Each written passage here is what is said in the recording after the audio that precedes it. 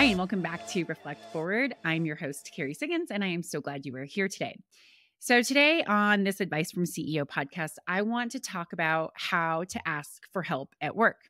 So, this was really sparked from my last episode a couple of weeks ago about what to do when an employee opens up about mental health. So much dialogue came out of that podcast. I got so many questions. In fact, my question of the week also came from that podcast and things that sparked from it.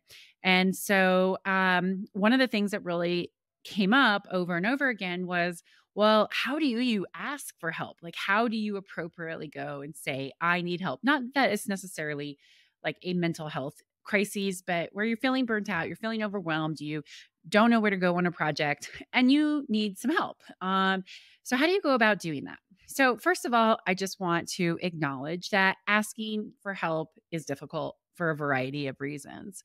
I shared on LinkedIn on a post about my mental health episode about a time when I finally had to ask for help at work. I was a complete mess. This was at the end of my time in Austin, actually, right after I overdosed. I didn't tell my boss that I overdosed and that I had substance abuse issues, but I did come clean about the fact that I was really struggling at work and that I was unhappy and that it wasn't a good fit and that I needed to go home. And I was really scared to do this because I knew that it was going to take me a little bit of time to be able to get my life put together, to be able to leave Austin and to get to Durango. And I had no money. I had $100,000 in credit card debt and there was no wiggle room. I had to have a salary.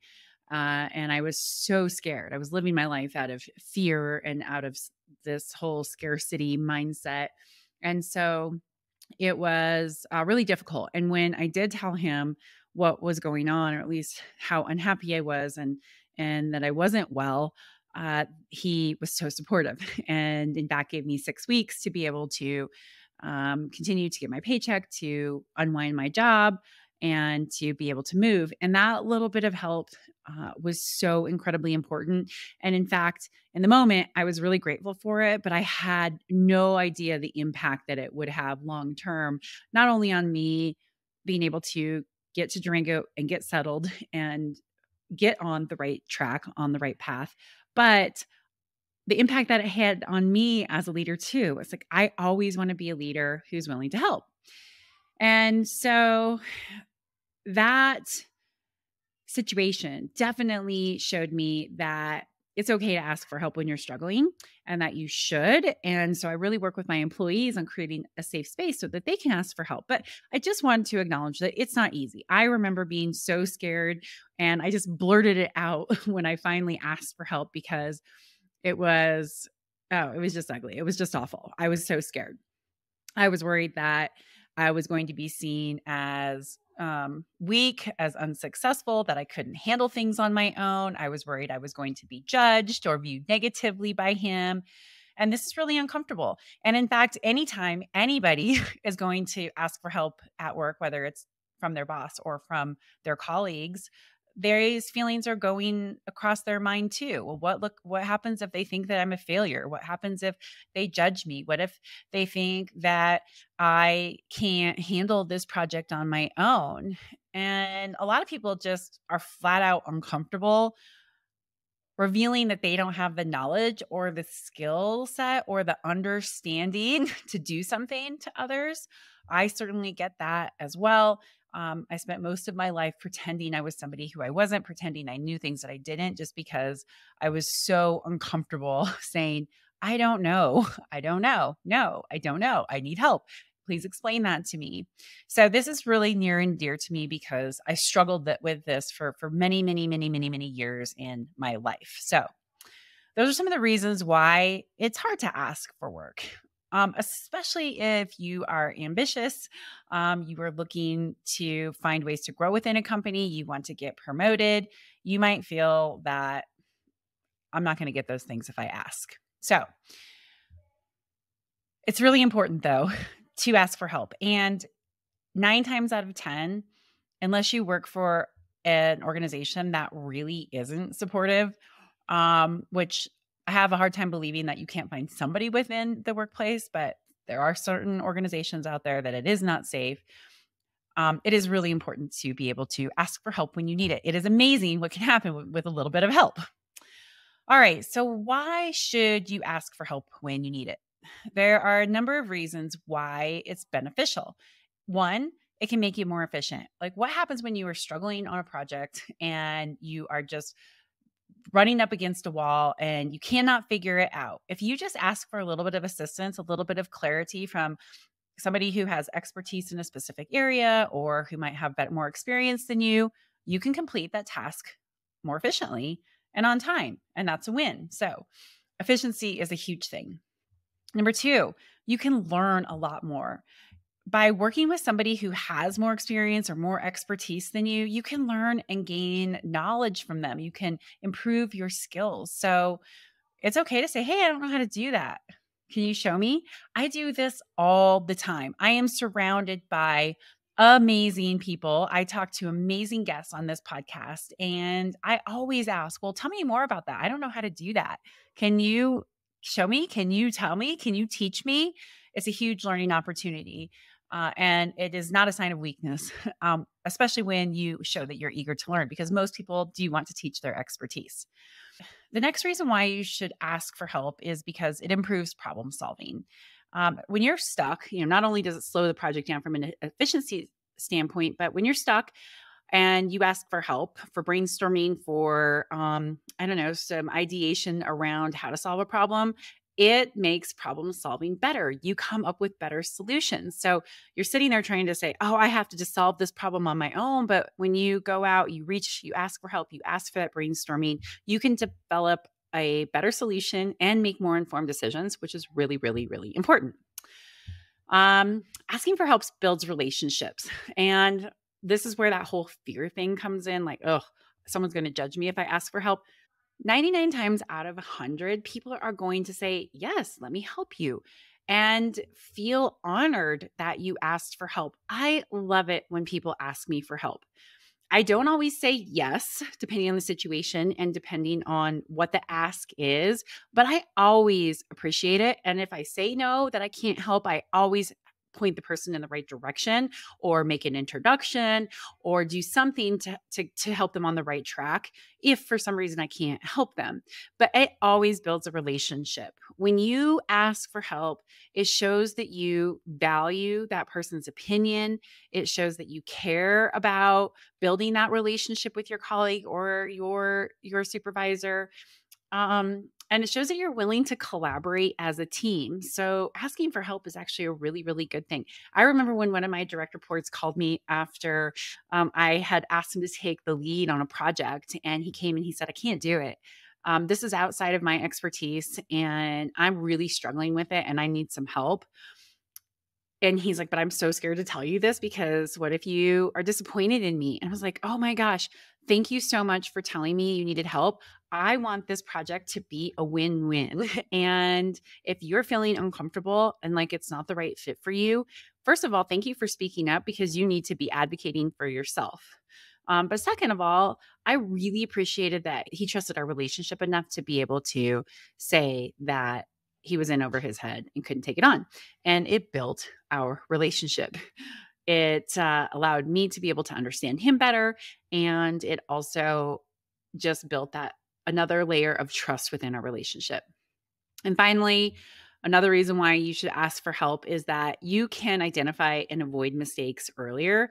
When you ask for help earlier, then you can course correct if you're on the wrong path. It will help you avoid mistakes or identify them early on, and that can save time and resources. So there's all kinds of good reasons to ask for help. So don't be afraid to ask for help.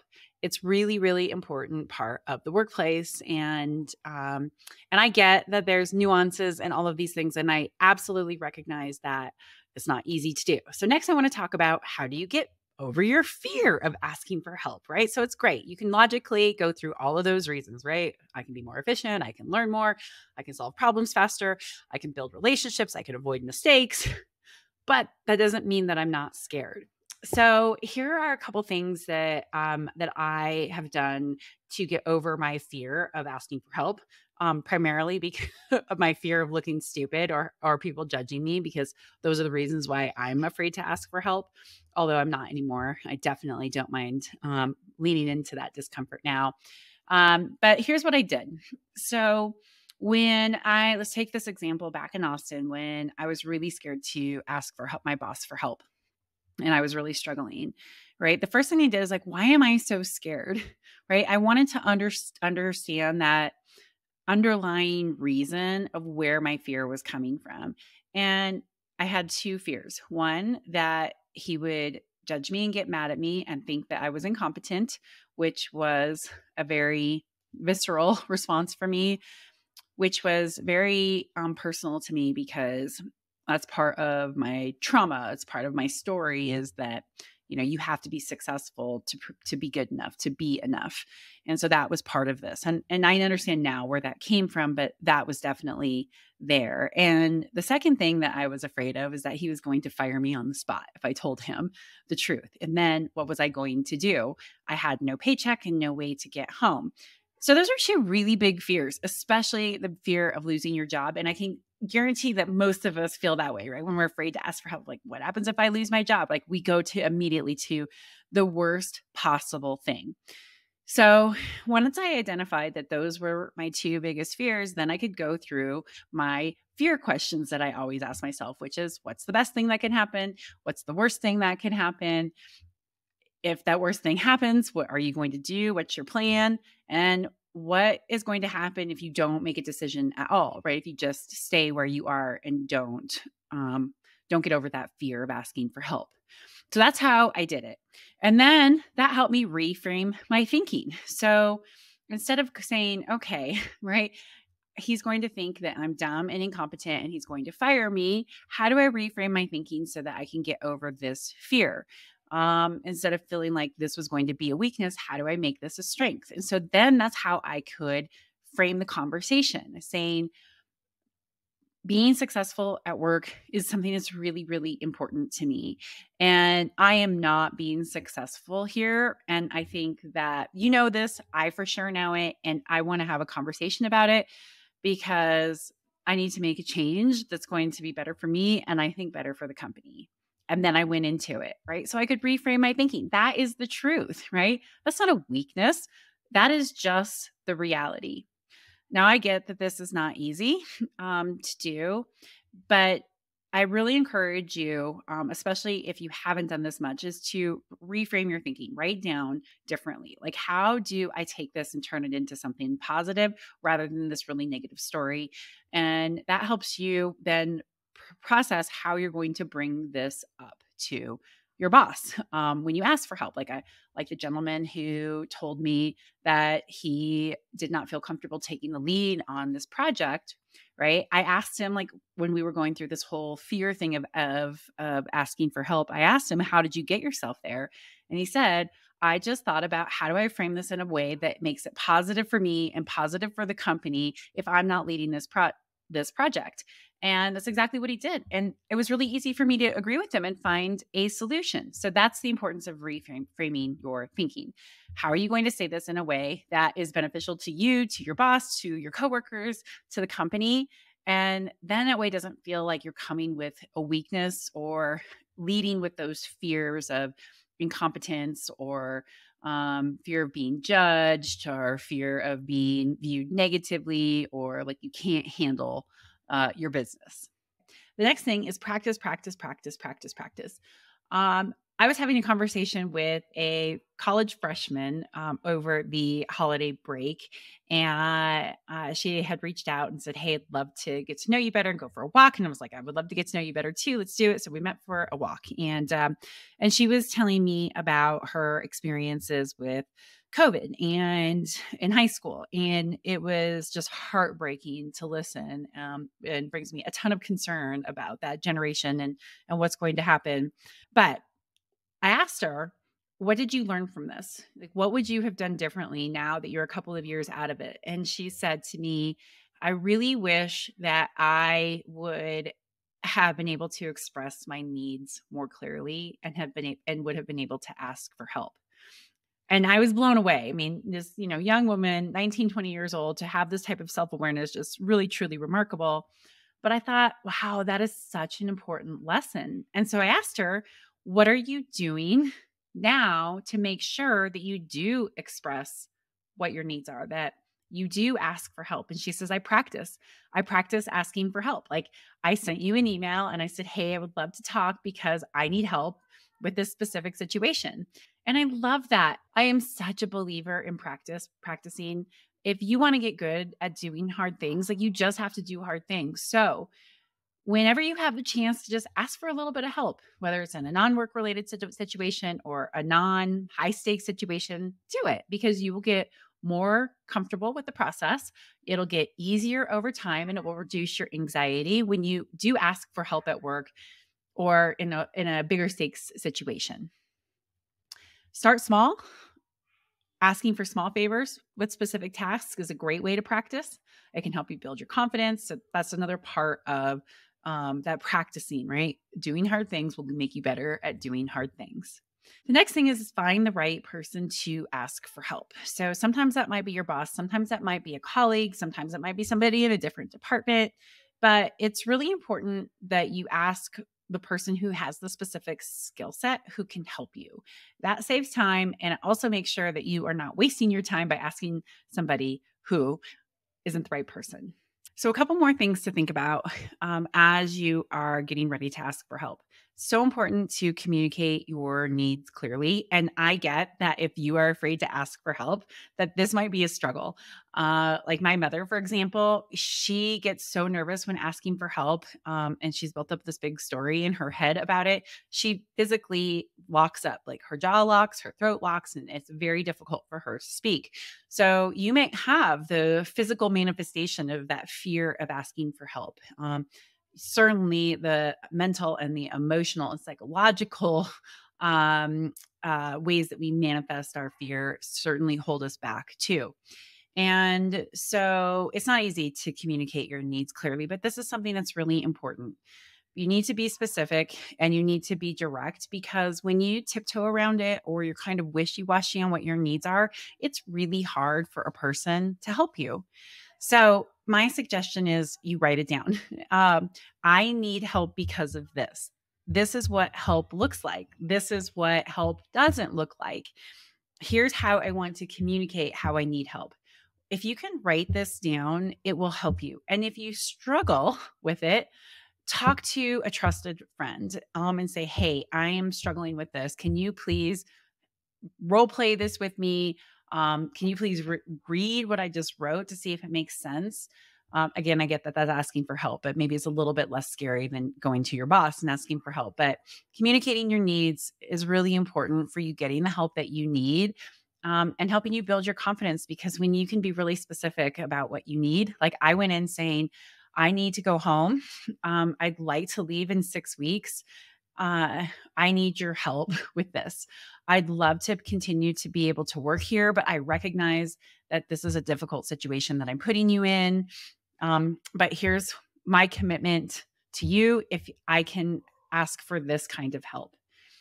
I wrote all of that out so that I was prepared.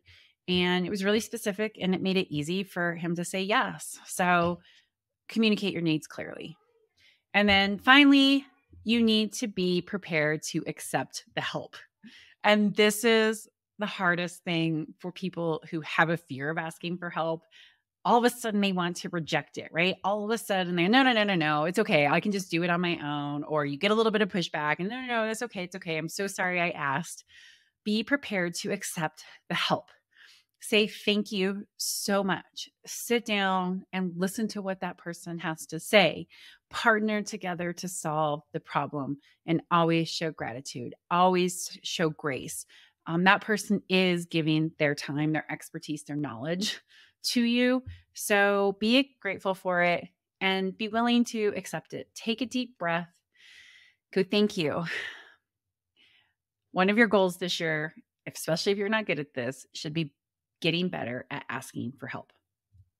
Okay, so can you ask for too much help? Absolutely, right? You do not want to Be that person who's always asking for help. So, here's a couple of things that you need to think about in this whole process. Number one, prioritize your requests. Like, okay, I'm going to ask for help. I need help on these 18 things. Well, here are the 5 that are most important that I'm going to dig into first. That will really help you focus in on what's most essential. Like, you don't want to ask for help on non-essential tasks, or ask for help before you need it, right? If you can get help on these things, it might lead you to be able to do some of these other things on your own. Number 2, be mindful of somebody's time, right? Your colleagues, your boss, they have big workloads too. So be cognizant of that and acknowledge it, right? So, hey, I know that you're super busy. And so this isn't easy for me to ask, but I need a little bit of help with this. Could I schedule some time when it's convenient for you to sit down and talk about this? Right. Then it shows like you're acknowledging their busyness and you're acknowledging that their time is important and you are asking to fit it into their schedule rather than saying, I need help right now. When you come in and you say, I just need help right now, I'm really struggling, or you put people on the defense, like, like it might not be a good time for me right now. And that then can make you then say, see, why would I go ask for help again when you just weren't actually being mindful of that person? Be specific in your requests, right? That goes into being clear about what you want. When you are specific about why you're asking for help and what you need, it makes it a lot easier for your colleague to be able to do that for you. And finally, show gratitude, show your appreciation when you do receive help. Say thank you, write a thank you, a handwritten thank you note to that person. That will show people that you appreciate them and that you are not taking advantage of their help.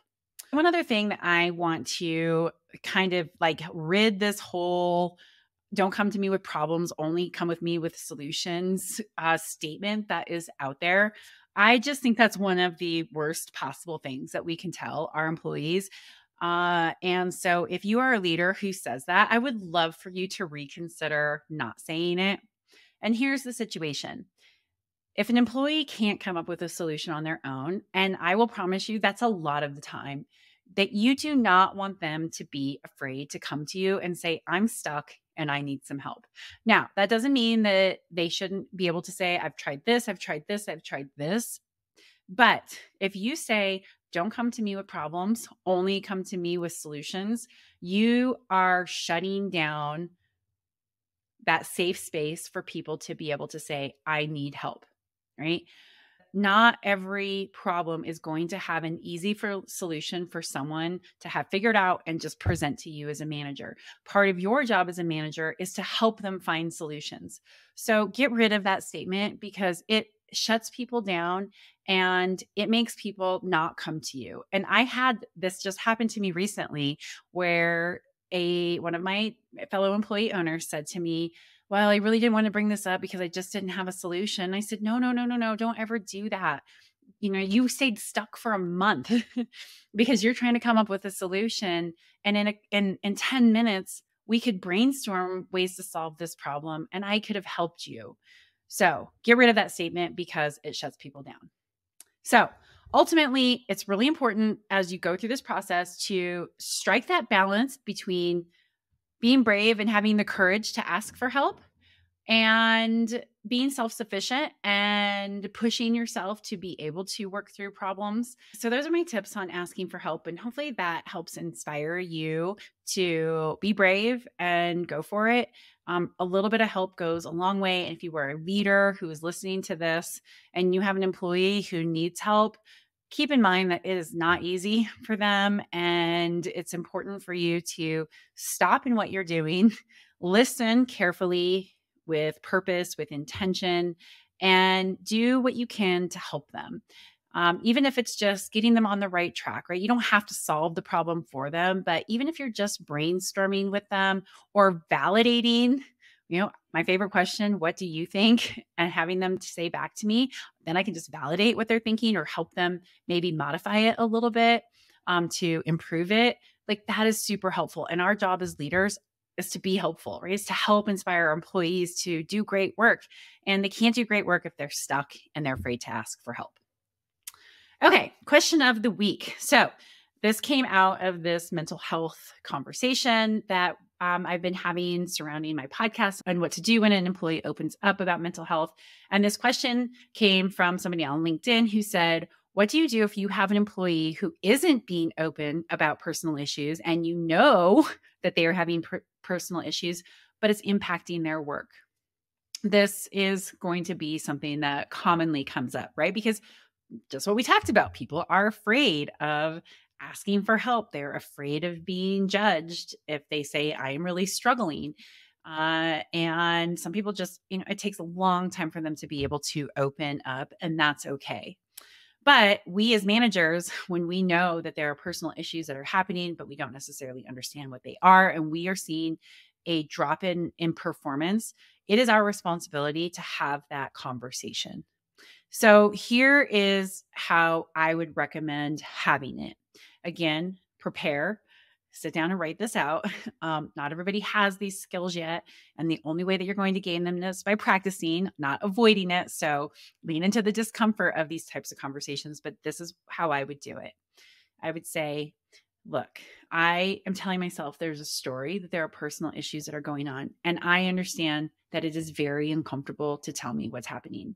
And I don't want to put you in an uncomfortable position to tell me more than what I need to know. But whatever is going on is impacting your performance. And I am here to help you. I want to see you succeed. And right now, that is not what is happening. You're struggling with X, Y, and Z. 6 months ago, you were not struggling with X, Y, and Z. So I know that there's something that's going on, and I would like to encourage you to help me understand.